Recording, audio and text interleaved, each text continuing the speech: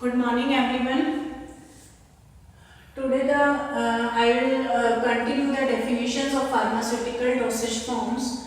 Last topic में मैंने आपको 19th definitions कवर करवाई थी, जिसमें लास्ट definition थी आपकी gels and glycerin. तो आज मैं जो नई definition आपको करवाऊंगी that is granules, extracts and infusions. This is the lecture number 4 of pharmaceutical dosage forms. Now start with the granules. What are granules? Granules क्या है? Granules are these are the granules. Granules are the solid. Granules are the solid, dry agglomerates of the particles. Solid dosage form है. जैसे आपको पहले भी मैंने बताया कि सबसे पहले उसकी आपको डोसेज फॉर्म बतानी है कि वो सॉलिड है, लिक्विड है या सेमी सॉलिड है. सॉलिड डोसेज फॉर्म है ड्राइड एग्लोमेरेट्स ऑफ द पार्टिकल्स. एग्लोमेरेट्स का क्या मतलब होता है? जैसे आपने इनो देखी होगी, एग्लोमेरेट्स होते हैं जब छोटे छोटे छोटे पार्टिकल्स मिलके एक बड़ा पार्टिकल बनाते हैं, that is called as the agglomerate. जैसे इनो है, इनो को दिमाग में रखो. इनो से आपको ये ग्रेन्यूल्स का जो टॉपिक है इजीली क्लियर हो जाएगा. जैसे इनो के जो दानेदार स्ट्रक्चर होते हैं एग्लोमेरेट्स होते हैं. Resistant to handling. Resistant to handling का क्या मतलब है कि जैसे अगर हम इसको हैंडल करते हैं, जैसे कई बार क्या होता है टैबलेट्स हैं या जो कैप्सूल्स हैं या जैसे लिक्विड प्रिपरेशंस हैं, जब वो उनको हम एक जगह से दूसरी जगह पे ट्रांसपोर्ट करते हैं, टैबलेट्स जो साइड से थोड़ी टूटने का या उसको निकालते टाइम टैबलेट्स टूट जाती है, या जो कांच की बॉटल्स के अंदर जो मेडिसिन पैकिंग है उनकी ब्रेकेज के चांसेस ज़्यादा रहते हैं. जो लिक्विड है, लिक्विड्स के केस में लीकेज के चांसेस ज़्यादा रहते हैं. लेकिन इसके केस में ऐसा कुछ नहीं है. रेजिस्टेंट टू हैंडलिंग कि आप इसको इजीली एक जगह से दूसरी जगह they can be easily transport and we can also handle them the easily. Swallowed, chewed और डिसोल्ड, इसको हम निगल भी सकते हैं. ग्रेन्यूल्स को च्यूड चबाकर भी खा सकते हैं और डिसोल्ड पानी के अंदर जैसे डाल के, जैसे इनो हम यूज करते हैं कि पानी के अंदर डाला उसके बबल्स बन गए तो उसको हम पानी में डिसॉल्व करके भी यूज कर सकते हैं. प्रिपरेशन इज बाय डफ प्रोसेस. डफ प्रोसेस क्या होती है?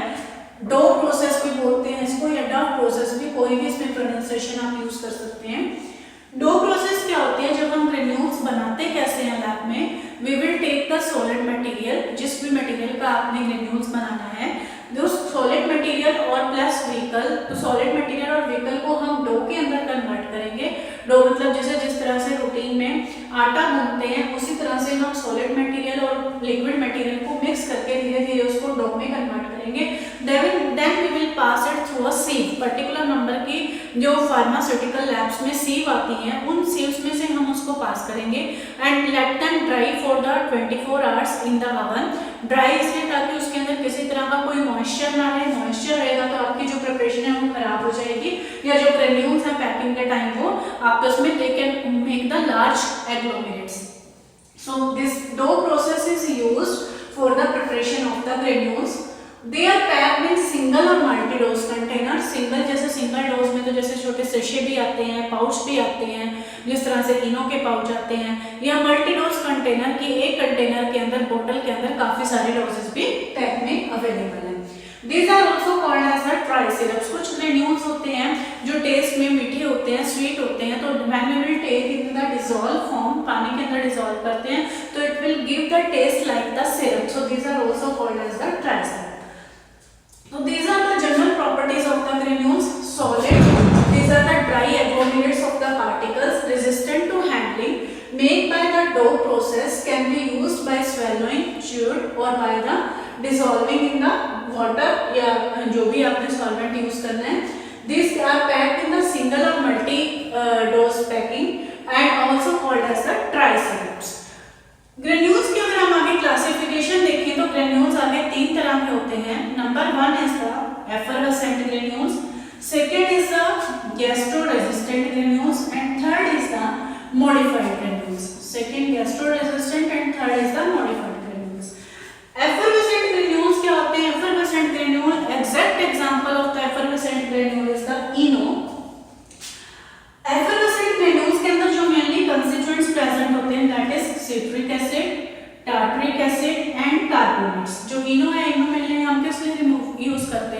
इनो is mainly used for the acidity, to remove the acidity या टू रिमूव द गैस। तो उसमें क्या होता है कि citric acid, tartaric acid and carbonates, ये तीनों चीजें होती हैं। When we will add the sachet और पाउच या granule of the granules in the water, lukewarm water, and take it as soon as possible. उसको जल्दी से जल्दी आपने कंज्यूम करना है। जैसे अगर इसको आप थोड़े टाइम के लिए रखेंगे तो उसके कारण जो बबल्स हैं वो बबल्स सारे मतलब बाहर ही डिस्पोज ऑफ हो जाएंगे, it will not be effective. तो उसको डालते ही आपने एकदम से कंज्यूम करना है, तो it will remove whole the carbon dioxide from your body और it will remove the acidity. इसके अलावा इसके अंदर sweetening agent, colouring agent, flavouring agent और भी बहुत सारे इंग्रेडिएंट्स डाले जाते हैं। जो एफर्वेसेंट ग्रेन्यूल्स होते हैं, these effervescent granules are the uncoated, इनके ऊपर किसी भी तरह की कोटिंग नहीं होती। These are in the uncoated food. Next is the gastro resistant granules. जो गैस्ट्रो रेजिस्टेंट ग्रेन्यूल्स हैं, these are the coated granules. ये कोटेड ग्रेन्यूल्स होते हैं, इनके ऊपर हम मतलब एक जो कोट लेयर चढ़ाते हैं किसी भी कोटिंग के लिए, जैसे सेलुलोज एसीटेट थैलेट या यूट्रागिट एक मटेरियल आता है, सेलुलोज एसीटेट थैलेट और यूट्रागिट।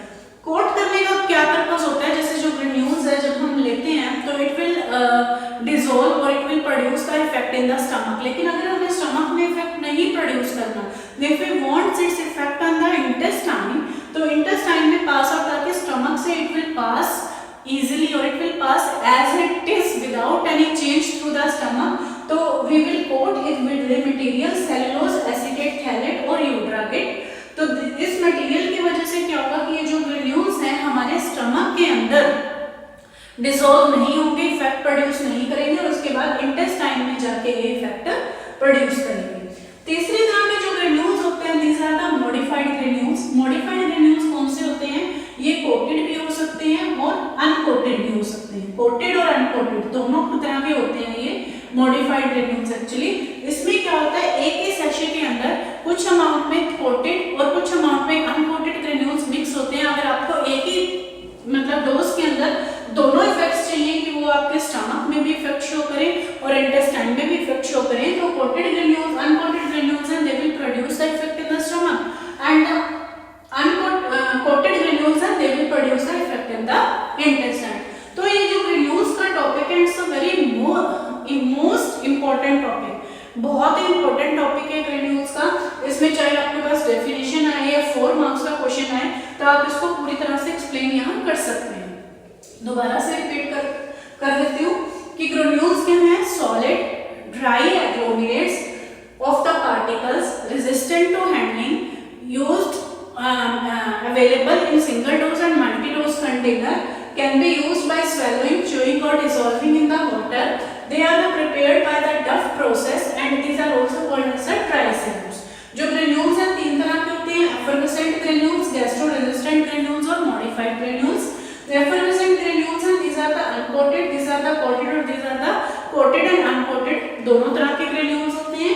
effervescent granules के अंदर citric acid, tartaric acid and bicarbonates, these are present। when we will take it with the lukewarm water, it will remove all the carbon dioxide and the acidity from the body। for example, gastro resistant granules में these are the coated with the material cellulose acetate thalate or the यूट्रागिट। this material will make it then the gastro resistant, they will not show any effect in the stomach and it will produce the effect in the intestine।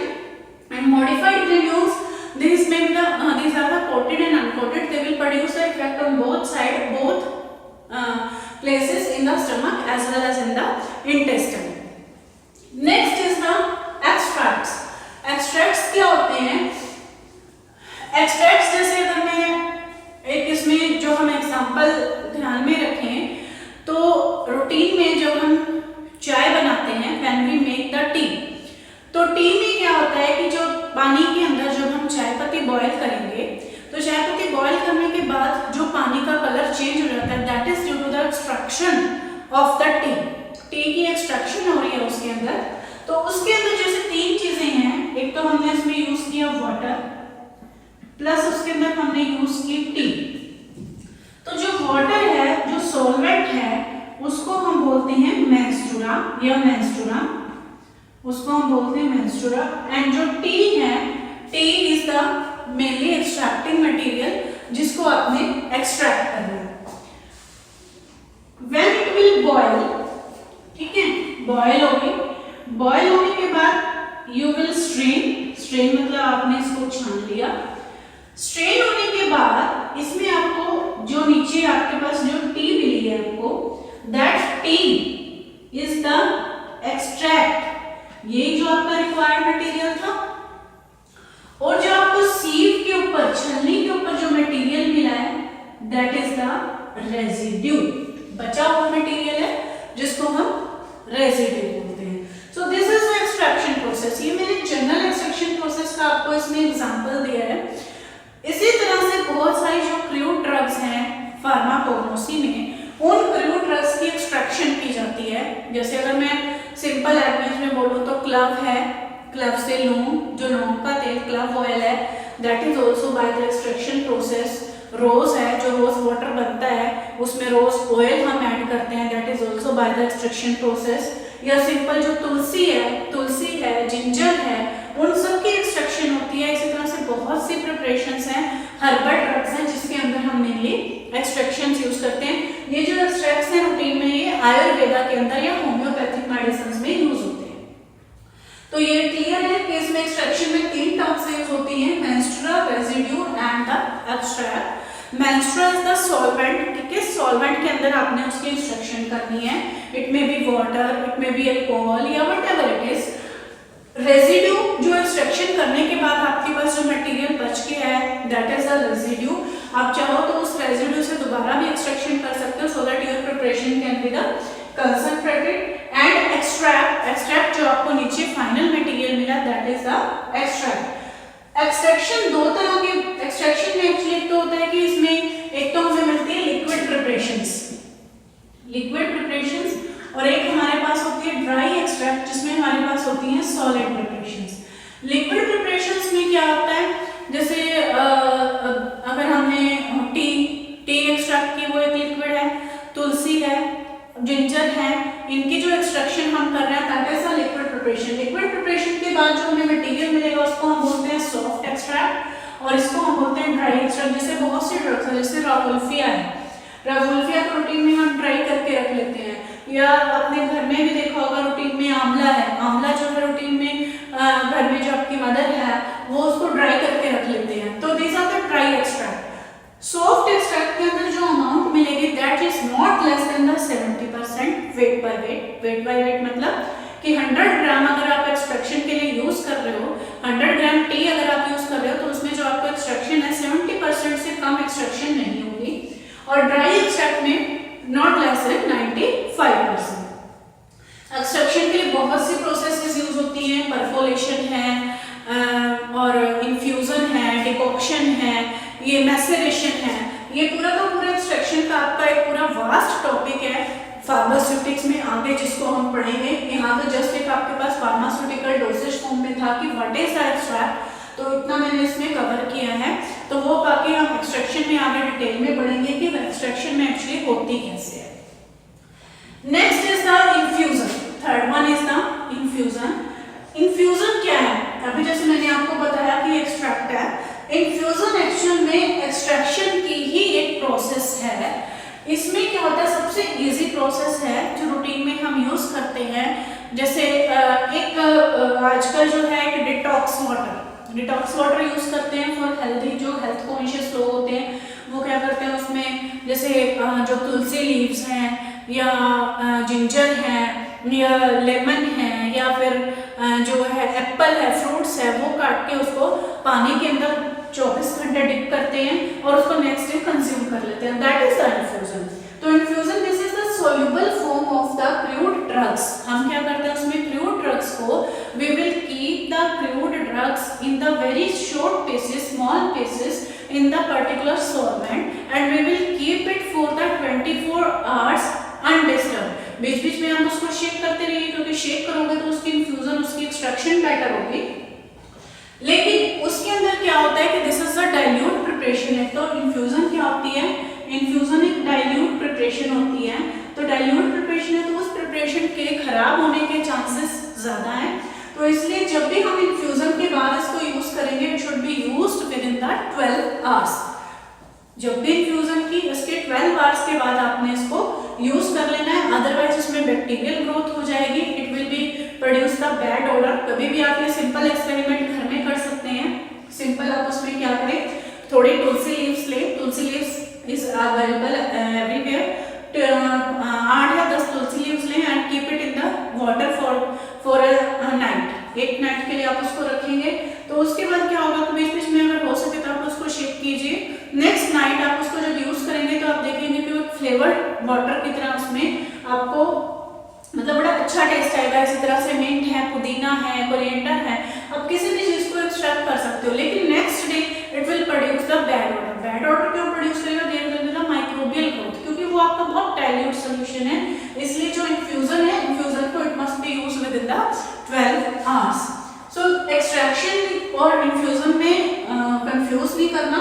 जो infusion है, extraction तो एक main topic है एक तरह से, और infusion है एक्सट्रैक्शन की ही एक टाइप है जिसमें जस्ट एक डाइल्यूट सॉल्यूशंस हम प्रिपेयर करते हैं फॉर द शॉर्ट टर्म के लिए। नेक्स्ट इसमें जो मैं कंटिन्यू करूंगी दैट इज द इनहेलेशंस। इनहेलेशंस क्या होते हैं? इनहेलेशंस का आपको पता होगा। इनहेलेशन जैसे अगर मैं इसमें इनहेलेशन का अगर हम एग्जांपल लें तो इनहेलेशन का एग्जांपल एकदम से दिमाग में स्ट्रक ऑफ करता है अस्थमा पेशेंट्स के लिए जो नेबुलाइजर्स यूज होते हैं। इनहेलेशंस 22nd, now again the 23rd definition. What is inhalation? Inhalations क्या होते हैं? These are the preparations which are used in the vapor form. Vapour form में यूज होती हैं। जैसे आप अस्थमा जो पेशेंट्स हैं जो उसको यूज करते हैं पंप को, जिसको हम नेबुलाइजर कहते हैं, उसको दिमाग में रखें तो उसको आपको इनहेलेशन उससे क्लियर हो जाएगा। these are used in the vapor form medicated purpose के लिए हम उसको यूज करते हैं। इसमें जो मेडिकामेंट है, medicament it is mixed with the solvent, suitable solvent. Medicament इसके अंदर एक वॉलेटाइल सॉल्वेंट के अंदर हम मिक्स करते हैं। वॉलेटाइल सॉल्वेंट में मिक्स करेंगे तभी जब हम उसको प्रेस करेंगे प्रेशराइज सिस्टम से, मेडिकामेंट जो है हमारी नेजल रूट के थ्रू यूज होते हैं, नोज में चली जाएगी, और जो आपका जो क्या कहते हैं व्हीकल है that will be the evaporate. Medicament and solvent is use, solvent is generally use the alcohol. Solvent इसके अंदर जनरली अल्कोहल यूज होता है।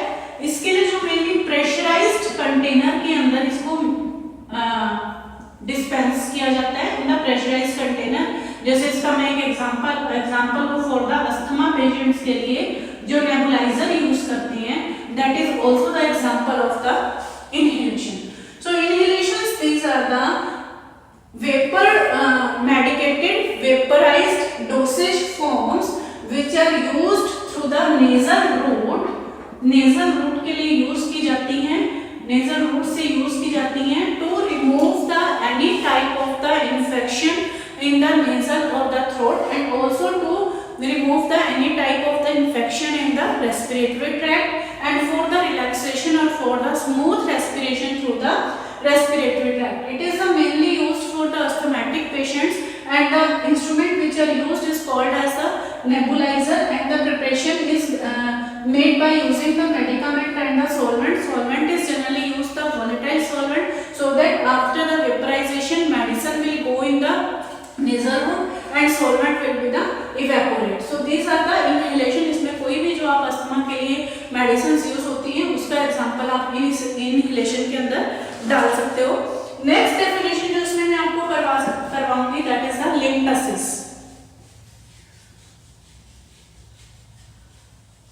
लिंटसिस क्या होते हैं?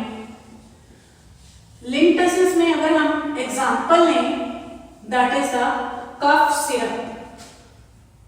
कफ सिरप से इसको लर्न करना इजी हो जाएगा।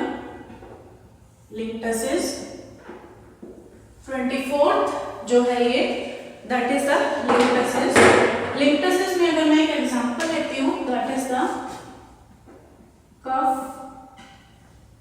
सिरप।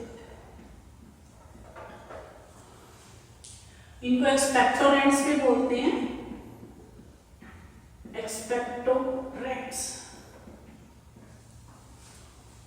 अब कफ सिरप को दिमाग में रखिए, बेनाड्रिल है, बेनाड्रिल को दिमाग में रखें, या जो कोरेक्स कफ सिरप आती है, तो उससे क्या हम करेंगे, this is the liquid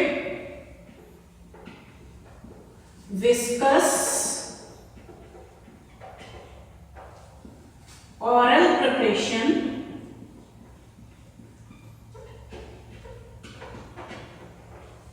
which is used for smoothing of the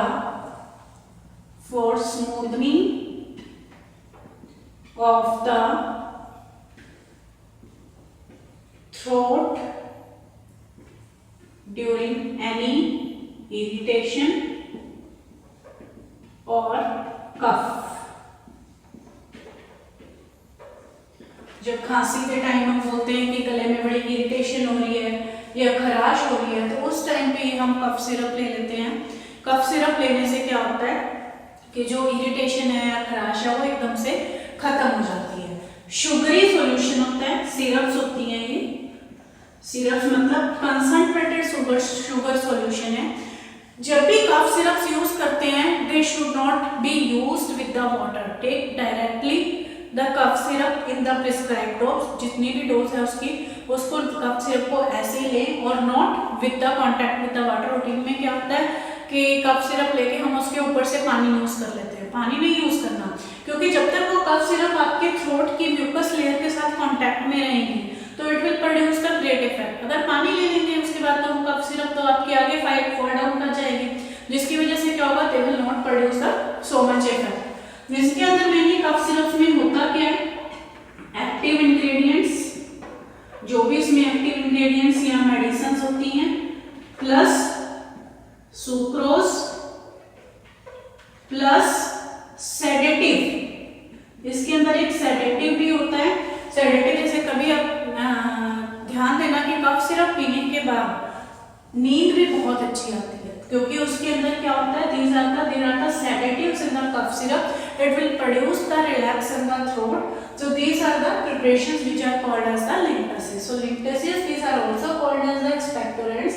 These are liquid, viscous, oral preparations and which have the syrups, concentrated sugar solution, contain active ingredient sucrose and the sedative, which mainly cause the smoothing of the throat during the dry cough or during the any type of infection or the irritation. Example जैसे Corex, Benadryl, these all are the example of the cough syrup. तो ये 24 definitions